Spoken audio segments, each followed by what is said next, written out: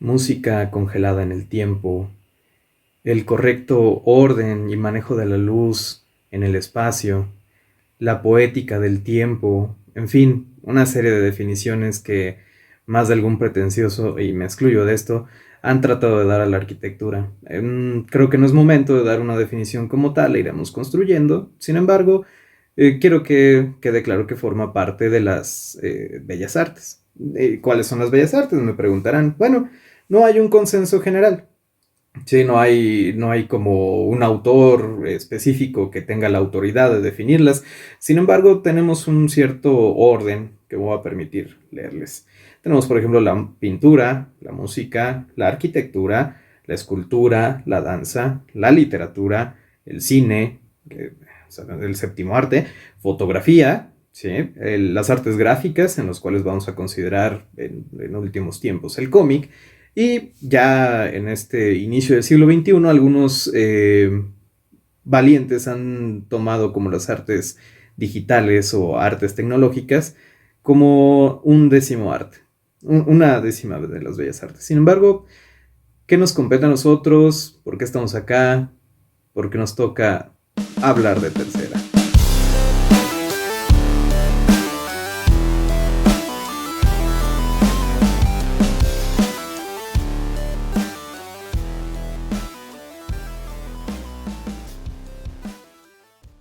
Y bueno, tengo que hacer una confesión acá, aunque estoy seguro que no será sorpresa para nadie, pero soy un nerd, o un geek, o un ñoño, como ustedes le quieran decir. Muchas de las reflexiones que hago del día a día están influenciadas por la ciencia ficción, las novelas, cine, cómics, juegos de video, en fin, una serie de consumibles culturales que han generado ideas y perspectivas distintas en mi forma de ver el espacio. Pero y entonces, ¿qué nos trae acá? El día de hoy vamos a hablar del NPC. Así es. ¿Qué es un NPC? Un NPC, o Non-Play Character, personaje no jugable, va a ser este personaje, valga la redundancia, que va a guiar a nuestro protagonista hacia las soluciones y hacia las demandas que requiere la narrativa principal de la historia. El término NPC como tal deriva de las experiencias en los juegos de rol, como Calabozos y Dragones, Vampiro la Mascarada, en fin, cualquier otra historia que ustedes quieran jugar en este sistema. Además de estos juegos de mesa, vamos a tener en los videojuegos la presencia de los NPCs también como personajes de fondo.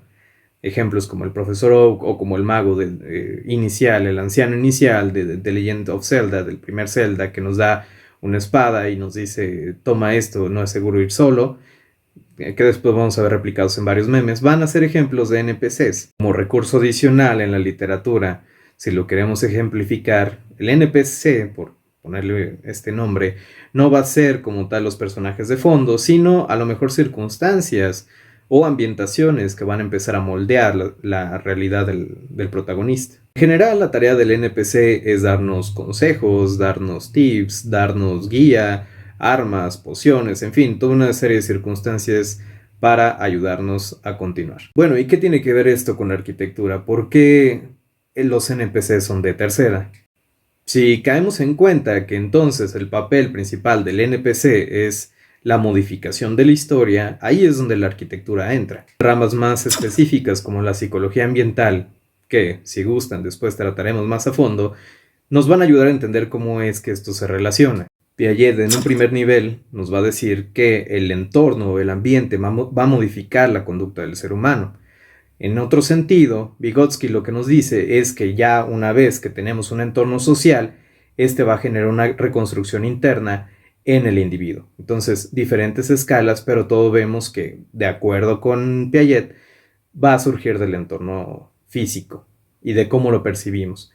Poco también lo que hablaba Immanuel Kant de la adquisición del conocimiento. Pero entonces, ¿qué fue primero? ¿La cultura o la arquitectura? ¿Cómo llegamos justamente a donde estamos? A mi entender, o como puedo abordarlo, el ser humano primero reaccionó a su instinto, ¿sí? Primero buscó cómo satisfacer una necesidad básica, de aquellas de la pirámide de Maslow, las necesidades que forman parte de la base, y era el resguardo. Entonces el ser humano instintivamente buscó guarecerse para no tener los efectos del medio ambiente, la lluvia, el sol, los depredadores, en fin, y entonces fue y se clavó en una cueva. Esta sensación de seguridad que le daba la cueva, posteriormente hizo que poco a poco tuviera una mayor interacción con su contexto y pudiera extender sus actividades. A razón de un poco tiempo, estamos hablando de miles de años en el gran esquema de las cosas,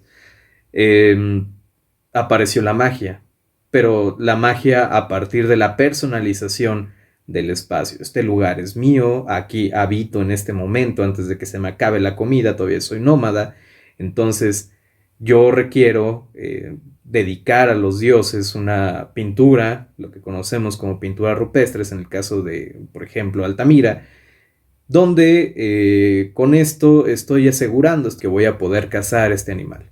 Y entonces una vez que pues bueno ya dominé esta circunstancia tanto de la magia como del primer refugio, puedo empezar a establecerme en la aparición de la agricultura. Entonces tenemos que el crecimiento de los granos, ya sin necesidad de recolectarlos, sino de poderlo controlar, va a requerir de un lugar donde guardar los excedentes. Además del lugar donde guardar los excedentes, requiere un lugar donde yo esté cerca de mi cultivo. Entonces voy a hacer algunas chozas y algún granero, principalmente para poder tener todo ahí, mis recursos, en fin. Para los que han jugado Minecraft, saben de lo que estoy hablando, es algo muy básico. Y bueno, si llevaron ciencias sociales en prepa, es básicamente esto. Ahí es donde empezamos a hablar de la propiedad privada, ¿sí? Entonces tenemos un excedente, lo vamos a poder intercambiar por otros bienes y servicios y bueno, empieza toda esta cuestión que ahora pues, nos ha dificultado la existencia en pleno siglo XXI. Luego entonces requiero seguridad de mi excedente, de mi propiedad privada. Por lo tanto voy a requerir puestos de vigilancia, puertos estratégicos, donde yo ya pueda contrarrestar un ataque. De ahí que me voy a establecer posiblemente alrededor de un río, en una peña, en fin, los primeros asentamientos humanos son derivados de la fundación en puntos estratégicos para la conservación de la comunidad como tal. También del aprovechamiento de los recursos naturales cercanos, ya puede ser agua, pueden ser arboledas, pueden ser frutales, pueden ser que a lo mejor por ahí es un tránsito de animales bastante concurrido, en fin. El chiste es que yo me tengo que poner en un lugar donde me esté asegurado como mi circunstancia, tanto necesidades básicas como ya de seguridad. Luego entonces requiero que el líder, ¿sí? Que nuestro líder de nuestra comunidad tenga un lugar. Entonces ya tenemos centros de administración, centros de un sistema de gobierno, centros donde se van a empezar a generar ideas, decisiones y al final de cuentas el término de vasallaje.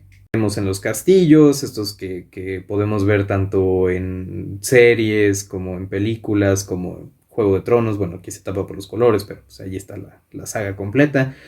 Y en general todo lo que concierne a la época medieval y tal. Y bueno, pues aquí podría tirarme contándoles cómo es que a partir de la cuestión cultural se genera una necesidad arquitectónica en específico y esa solución arquitectónica va a derivar en otra necesidad social que a la vez va a derivar en otra respuesta arquitectónica y así consecutivamente. Entonces, al final de todo esto, ¿qué fue lo que inició? Pues sí fue el instinto, pero después del instinto vino la modificación del entorno, lo que conocemos en una primera instancia como arquitectura, y a partir de ahí vinieron todos los avances civilizatorios. Entonces, como yo lo entiendo, si la arquitectura o la apropiación del espacio ha sido la que nos ha movido como civilización humana. Pero en últimos años, por ejemplo, hemos visto que espacios públicos, plazas, centros de referencia, hitos en la ciudad forman parte, escenario esencial de la toma de protesta de fenómenos sociales y que incluso han derivado en la caída de proyectos dictatoriales. De ahí que luego podríamos hablar que los NPCs arquitectónicos tienen cierta personalidad muy particular. Una casa puede ser o muy acogedora o puede ser hasta cierto punto desafiante. Un hospital bien puede ser como esta cuestión druídica, ¿no? De que nos va a curar, nos va a agiliar, nos va a sanar, ahí vamos a estar a gusto y a partir de ahí vamos a poder continuar. En la escuela vamos a recibir instrucción, vamos a recibir conocimiento, cómo está conformada la realidad y de eso se encarga el espacio, no se puede llevar a cabo en otras circunstancia. Me podrían argumentar, oye, pero últimamente hemos recibido clases a distancia. Digo, yo soy profesor, doy clases a distancia, utilizo los elementos tecnológicos y me pueden decir, bueno, es que también estoy recibiendo el conocimiento en un lugar distinto a la escuela. Pero estarán de acuerdo que no es igual. No está ni cerca de la realidad de lo que implica estar en una institución educativa.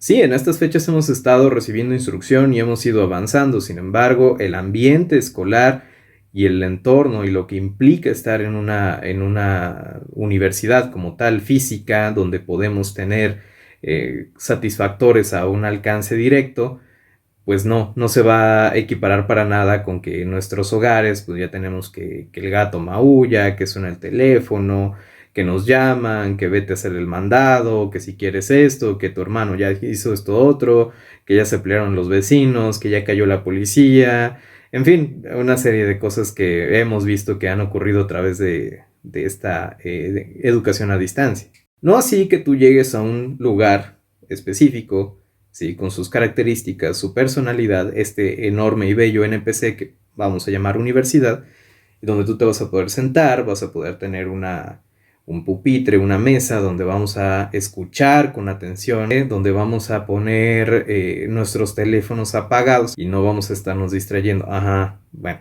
al menos de eso se trata, al menos de eso se procura. En fin, entonces, sí, los espacios tienen personalidad, cada uno de ellos nos va a definir también a nosotros y nos vamos a construir como sociedad. ¿Hasta ahí vamos bien?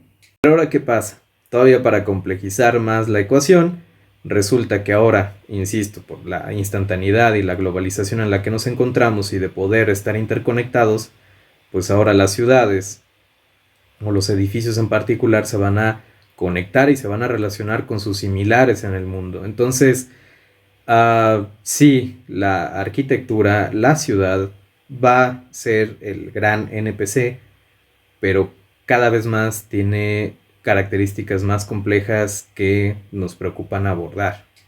Y bueno, ya para terminar, porque no me quiero enrollar más aquí en esto, pues bueno, una reflexión final. Nosotros hacemos arquitectura como seres humanos, pero la arquitectura nos hace a nosotros. Y tal cual como decía Leono, ver más allá de lo evidente.